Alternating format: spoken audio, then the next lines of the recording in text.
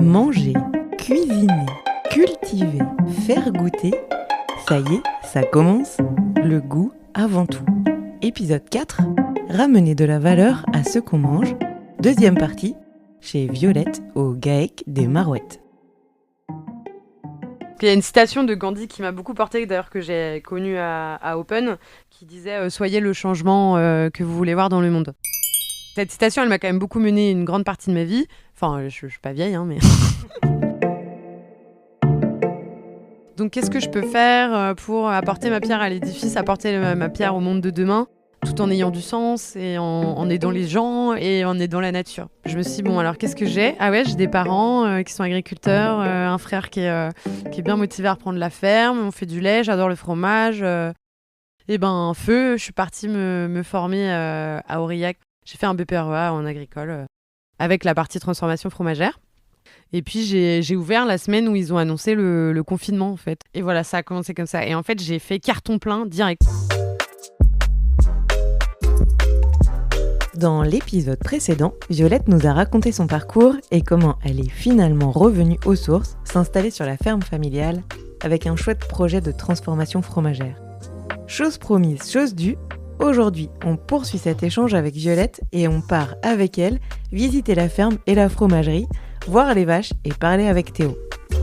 Est-ce que le goût du beurre change selon les saisons ? Comment on fabrique le fromage ? Et d'où elle vient la crème ? Bienvenue dans Le goût avant tout, épisode 4.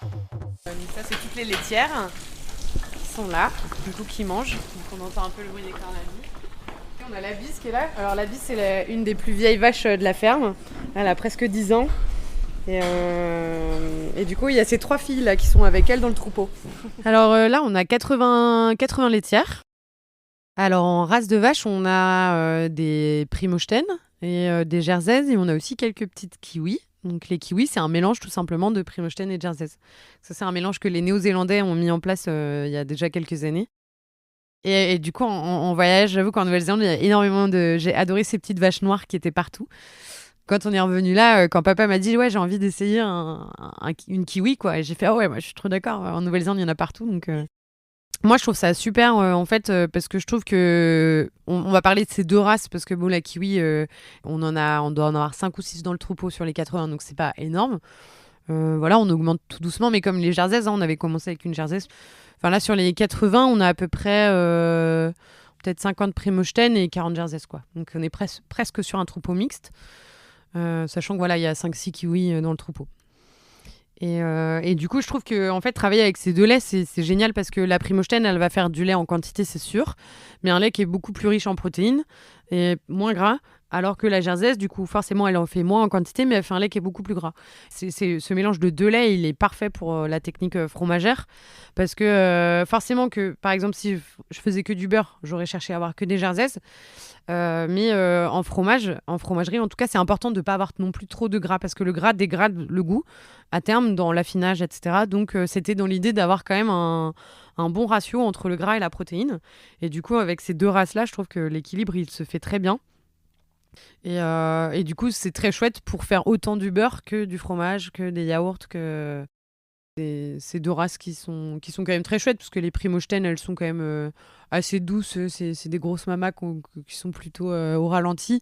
Et les petites Jerseys, plutôt des petites vaches hyper dynamiques et curieuses. Donc je trouve que c'est 2 races qui se mélangent assez bien en tempérament aussi. Là, on rentre dans la fromagerie, du coup, on est dans la salle d'entrée, donc on enlève les chaussures, on met les charlottes, le tablier, on se lave les mains, la botte. Et donc là, dans la fromagerie. Comment on fait du fromage ? Alors, si on parle juste de fromage, on part d'une matière qui est le lait. Donc, moi, je travaille avec du lait cru. Donc, il y a 3 choses à retenir en fromagerie. Généralement, c'est la température du lait, le dosage de ferment et la température de la pièce. Donc mon lait, forcément, il arrive de la traite, il est à 37 degrés. Donc je vais l'ensemencer. C'est-à-dire que je vais mettre mes ferments dans mon lait. Donc ces ferments qui sont des bactéries lactiques, qui sont issus, on est d'accord, du lait, mais juste qui ont été retravaillés en laboratoire pour donner des déclinaisons de fromage différentes, ou de produits, parce qu'il y a la crème fraîche, les yaourts, les crèmes dessert, etc. Et du coup, donc ces bactéries lactiques, on va les mettre dans le lait. Elles ont besoin en fonction de ce qu'on souhaite une température différente. Donc, si on part sur les petits fromages frais lactiques, en fait, on va travailler avec donc, des ferments qu'on appelle mésophiles qui aiment la température entre 20 et 30 degrés. Du coup, on va ensemencer entre 20 et 30 degrés et on va laisser en fait tout simplement les bactéries venir peupler ce lait. Donc, en moyenne, ça prend entre 4 et 6 heures. Généralement, en fromagerie, on travaille aussi avec un petit outil qui s'appelle l'acidimètre. Du coup, l'acidimètre permet de prendre l'acidité du lait et c'est ce qui va nous permettre de mesurer le bon moment et le travail des bactéries.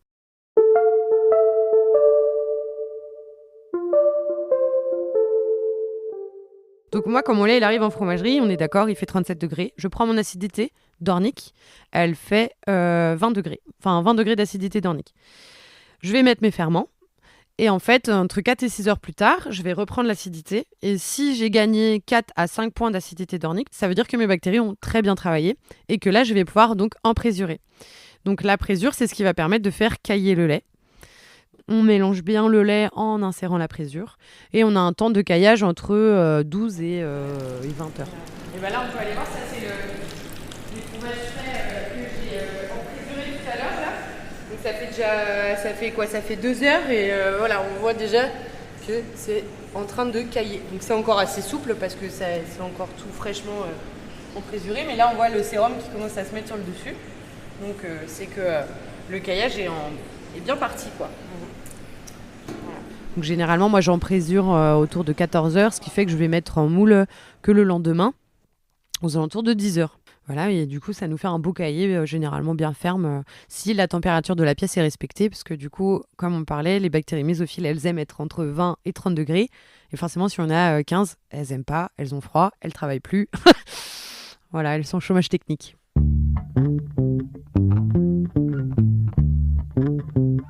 Alors après, du coup, là, on va le mettre en moule une fois que le cahier est bien beau, donc couche par couche.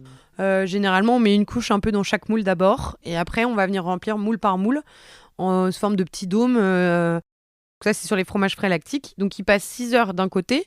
Après, je vais venir les retourner en fin d'après-midi et 6 heures de l'autre côté. Donc, ma première mission le lendemain matin, ça va être de les démouler. Et comme c'est des fromages frais lactiques que je vais aromatiser aux herbes et aux épices, eux, ils filent directement au frigo. Et puis, je vais les aromatiser. Je les laisse en moyenne 24 heures dans le frigo et je les aromatise le lendemain. Voilà. Et l'idée, c'est qu'ils soient consommés dans la semaine parce que les fromages frais lactiques, c'est quand même meilleur quand c'est frais. À l'inverse, par exemple, d'un petit camembert où on va mettre les ferments le matin à 8 heures. La présure, on va la mettre tout de suite quasiment à 11h30 et on les met en moule à 13h, quoi. Donc, le processus est beaucoup plus rapide. Du coup, on va les retourner dans l'après-midi entre 4 et 5 fois. Les marouettes.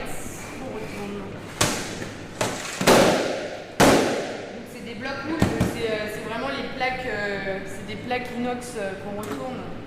C'est un peu lourd. Et puis on va venir les démouler le lendemain, les saler. Ils vont passer une journée à température ambiante. Donc en moyenne, on a 24 degrés en fromagerie. Ce qu'on appelle le réessuyage. Ce qui va en fait permettre aux petites moisissures, donc le Penicillium camemberti, de commencer à se développer à température ambiante. Et une fois qu'il va en cave, là, ça va s'activer avec du coup l'humidité qu'il y a dans la cave. Et donc, ce qui fait qu'au bout de 3-4 jours en cave, le type camembert il a déjà un beau poil blanc. Voilà, donc ça, c'est un peu, c'est pour donner un peu 2 exemples de type de fromage. Et, en tout cas, le temps un peu que ça peut prendre et le processus.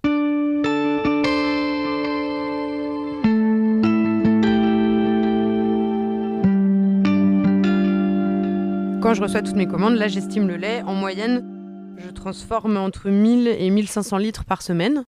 Donc, c'est réparti. En général, il y a au moins 500 litres qui part en écrémage, 500-600 litres. Du coup, avec cette crème donc, qui peut être vendue en crème fraîche à manger pour les clients ou bien en crème qui va être utilisée pour faire le beurre. À peu près 20 litres qui part pour les yaourts, une quarantaine de litres pour le fromage blanc et 90 litres pour les marouettes. Et en moyenne, sur les fromages frais, on est entre 100 et 120 litres de lait. Voilà. Alors mes produits, je les vends essentiellement en direct, surtout le samedi matin donc à la ferme de 10h à 13h, donc à Tiercé. Sinon, je fais aussi le marché de la casserie qu'on appelle le marché super en fait, qui est situé à Écuyer, qui est tous les vendredis soirs de 17h à 20h. Et je suis en dépôt-vente au verger du Grand Clos à Trélazé à partir du vendredi, voilà, où je vais en fait livrer et c'est ensuite Guylaine qui va faire toutes les ventes à ma place. Et je fais 2 AMAP les mardis soirs, celle de Briolet et celle de Villevec.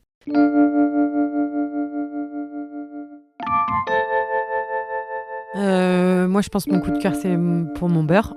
Moi, je suis très fan de mon beurre. Moi, j'aime la manière dont je fais mon beurre. Bref. Moi, j'adore la simple tartine de pain avec du beurre. Je trouve ça très bon. Avec un bout de radis noir ou quoi, je trouve ça c'est parfait. Sinon, j'adore manger justement le matin. Je me fais souvent des tartines pain-beurre avec mon marouette, donc mon type camembert. Et on fait de la gelée de coin à la maison, et avec de la gelée de coin ou du miel. Et ça, j'avoue que c'est mon petit péché mignon du matin. J'adore ça. Après, les fromages frais, je vais plus les manger en apéro avec un petit verre de vin blanc, parce que je trouve ça assez frais et léger en apéro. Ou en salade. L'été, je conseille beaucoup de mettre ça en salade, les couper en petits dés. Puis je trouve que mettre ça avec des tomates, c'est super bon. Dans des salades composées, parce que du coup, les herbes, les épices, tout ça, ça donne du goût. Et je trouve ça bien. Et même en plat d'hiver, ça m'arrive parfois d'en faire fondre le poivre, typiquement. Le fromage frais au poivre, je le fais fondre dans une petite poêle avec un peu de crème et puis je le mets en assaisonnement sur de la viande ou des pâtes. Et puis mon type camembert, c'est vrai que parfois j'ai tendance à les laisser sécher. Les invendus par exemple, je peux les laisser sécher. Et ça, pareil, en apéro avec toujours un petit verre de vin blanc. Je trouve que le vin blanc va très bien avec le fromage. Puis une petite confiture, je trouve ça très bon. Ou juste comme ça, c'est quand même assez relevé en goût. Et je trouve que du coup c'est pas mal en apéro. Voilà, un peu. Et puis après, ma crème fraîche, elle a la même utilité qu'une crème fraîche. On peut la manger en crue, en cuite. Voilà, en crémet aussi. Il y en a qui font des crémets. Quand la crème est suffisamment liquide, parce que c'est vrai que quand la crème est épaisse, ça peut vite prendre un goût un peu beurre et peut-être moins agréable qu'un crémet léger, quoi.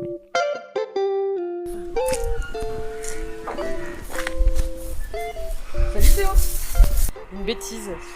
J'ai pris dans une branche d'arbre et ça m'a tordu ma barre quand on alimentait mon moteur. Et du coup, il faut que je la redresse parce que sinon mon moteur ne marchait plus. Du coup, je peux plus tailler les haies. Ah, mais ça, c'est le taille-haie qu'on attelle sur le tracteur.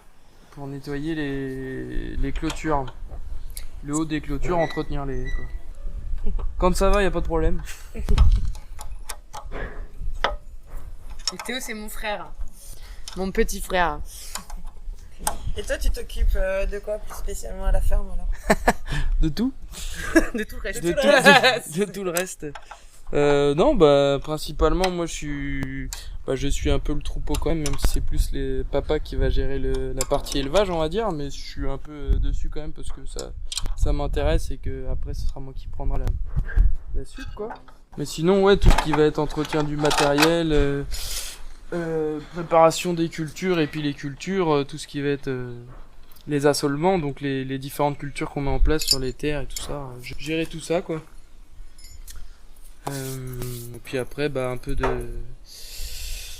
d'administratif aussi, même si c'est principalement moi qui gère ça, mais il faut aussi s'y mettre parce que demain c'est un peu c'est le nerf de la guerre, tout ça. Quand les parents seront à la retraite, ce sera à nous de gérer l'administratif.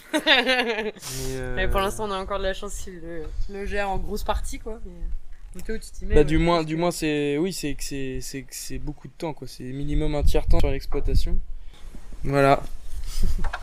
Est-ce que t'es heureux de mon travail?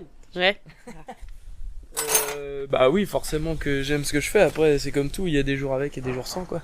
Pas se le cacher. Mais quand tout va bien, c'est plus qu'un plaisir, hein.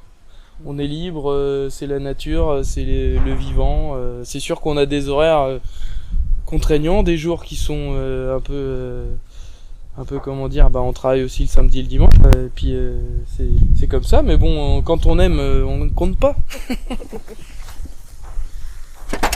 Même s'il faut savoir profiter quand même de avoir des loisirs, avoir du temps libre avec le conjoint, la conjointe et puis la famille, hein. Même si on travaille ensemble, c'est important de prendre du temps pour faire autre chose, penser à autre chose et tout ça, quoi. Donc faut tout gérer, mais bon, voilà, ça se fait, hein.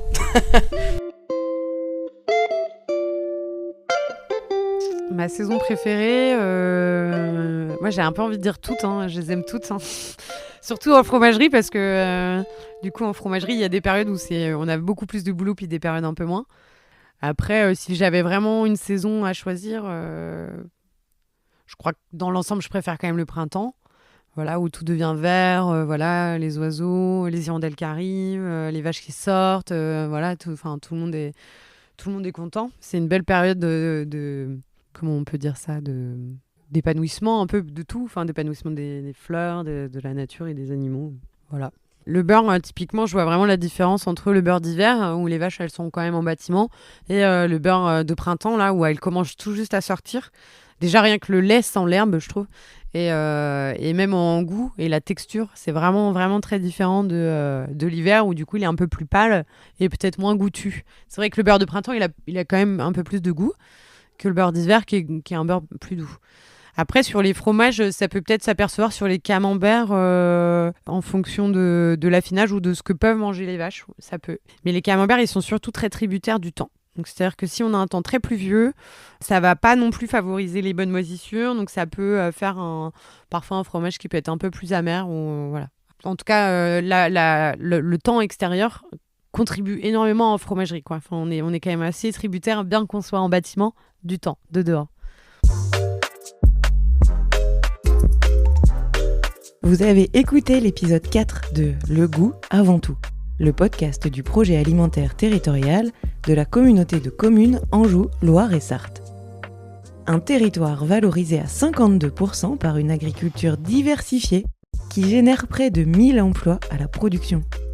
Ici, il y a 258 entreprises agricoles en activité, pilotées par 375 chefs d'exploitation, dont 29% sont des femmes. Message : la moitié des agriculteurs par ici partiront à la retraite dans les 10 ans à venir. La relève est la bienvenue. Pour aller goûter les produits de Violette près de chez vous et trouver les bonnes adresses des producteurs locaux du territoire, c'est sur ccals.fr. Un grand merci à Violette et à Théo pour nous avoir ouvert les portes du GAEC des Marouettes. Conception et réalisation, Emmanuel Mounier pour la communauté de communes Anjou, Loire et Sarthe, un projet réalisé avec le soutien de